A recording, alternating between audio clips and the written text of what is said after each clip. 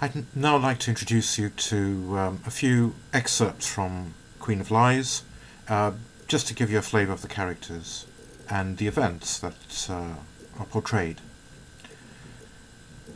The first episode, and I should remind you that Ingarina is the narrator of this, Eudokia Ingarina, half Greek, half Viking, court lady-in-waiting to the Regent Theodora. A different Theodora, I should add, from the one that I read about earlier, who ruled instead of her son Michael. And here is Michael. Shouts and steps echo from the stairs as Michael bursts into the hall. Eunuchs and the young emperor are the only men allowed unfettered access here, and Michael makes full use of this privilege, revelling in our consternation even as we are taken in by his boyishness. Today, he leans against a pillar at the entrance, showing off excellent breeches of light green silk and a short scarlet tunic. His hair falls in black waves to cover the neckband of his cloak, which he loosens. His eyes come to rest on me while he begins to chat with one of the women. "Is the emperor ready for the procession?" asks Theoktistos, the eunuch. "Surely you don't intend to lead the worship at the monastery in garments fit for the hippodrome?" "You're quite right, noble logothete," Michael says in mock seriousness. "I will have to redress myself in much the same fashion as you seek to redress me."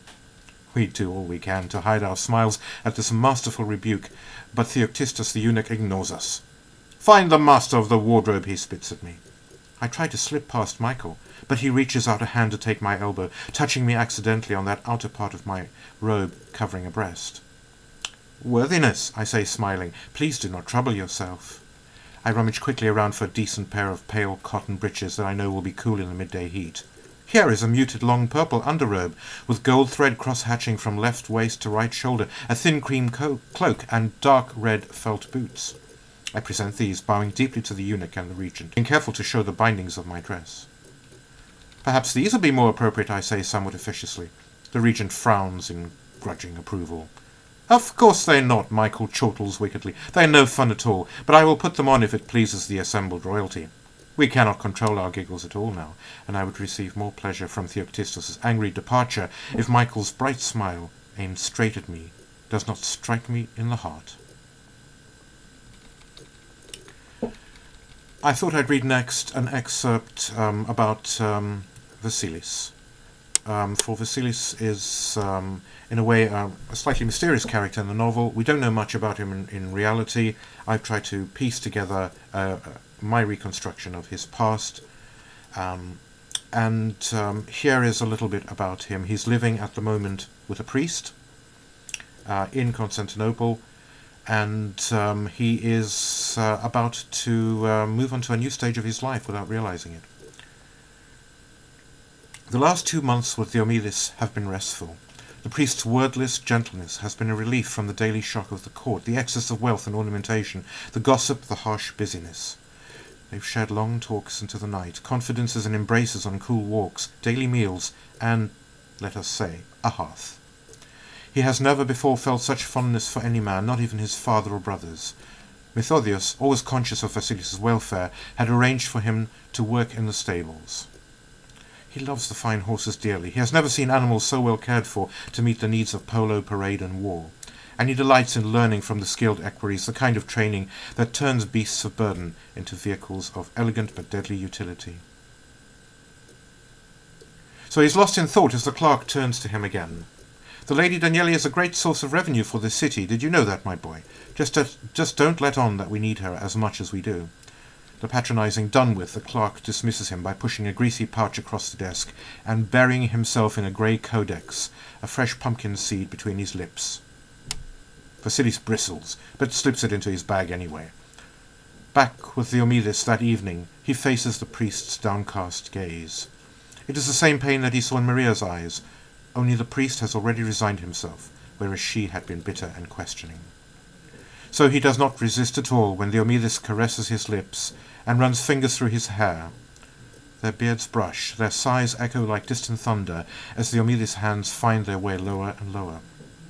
The attentions are not unwelcome to Vasilis.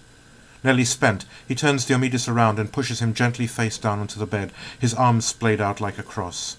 They have lain together here for so many months without more than touching, briefly, albeit tenderly. As Vasilis pulls the priest's breeches down, he hears cicadas in the distance. Their song must be an ode to him, the traveller. So he holds the Omilis tight to his chest as he eases inside him, intent on pleasing him the way he might a woman, on returning the love he has freely given. Does he realize that those who care for him always will be the victims of his desire, his yearning for something more, he knows not what?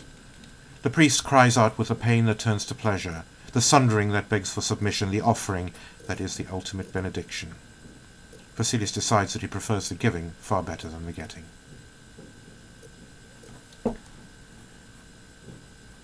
Finally, I thought I would read an excerpt from an episode where Ingorina, our heroine, has in fact come to know Vasilis intimately. Michael the Emperor has just decided that Vasilis and Ingorina will be married. That is his decree, if you will, in order that Michael the Emperor can have Ingorina whenever he wants to. So she retreats to the church to pray, the church of the Aya Irene. She writes, "It is dim and empty this early in the day, and I wonder what draws me here to the home of the great icon of Maria the Theotokos, our mother, whose celebration has been the centre of the city's strength and success since the days of Emperor Heraclius. I am amazed to find Vasilis praying. At first he doesn't see me, but then he looks up, his expression worried. 'Why have you come here?' I whisper to him. He says nothing, his deep brown eyes searching me out. I continue. 'So you've come to find yourself, is that it? Now that Michael has decided that we are to be wed to one another?' 'I'm determined to learn ways other than those of muscle and steel,' he says. I laugh. 'I know nothing of muscle and steel. After all, I am just a woman.' 'There are many scholars,' he says, 'who come to the city hoping for learning. All men must search in hope of finding.' 'There are so many people in the world,' he says, 'the Romans and Greeks, the Abbasid and the Umayyad. It is like those maps you once spoke of, how the mosaic of the world fits together.' My poor little peasant that he is. How he must burn with shame at his lack of proper learning. He can sense that others think him quite dull, especially at court. He sees it in their veiled looks, their lipless smiles, especially when he frequently overlooks some subtle protocol. 'Well,' I say, 'what do you want from the Theotokos? Why do you pray to her?' He says nothing, but looks away. 'I seek,' his voice breaks, 'I seek forgiveness because I am parting from my Maria again.' It takes me a moment to understand what he means. 'You mean just as an infant cries when it does not see its mother again? Well, you cannot get away from that. Are you Maria's infant as well? Do you wish to suck on her teat forever?' I curse my sharp tongue, which often responds unbidden, but he just turns away. Then I take his arm and push him gently out of the doors of the church. Now I am in front, racing across the stones, my breath stolen both by my speed and the excitement. I hope no one sees us, though we almost run into an old man around the corner, some court official, who registers astonishment. I drag Vasilis to the entrance of the catacombs, where I hope to find some privacy in the passages, but he leads me down the stone steps and into the darkness. I almost trip over my robes, but his hard hands are there to hold me up. I want him, and he knows it. I place my hands on his face and my lips on his. His hands find their way to lift my robe. I writhe within his strong grasp, his gentle thrusts driving me out of myself and through the dark space, against the pillars that I know watch silently in the darkness, bumping against the ancient stone walls, suspended over the vast basin of water beneath us, rolling silently, swelling ceaselessly, to the point at which it must surely rise, burst, and flood over all of us.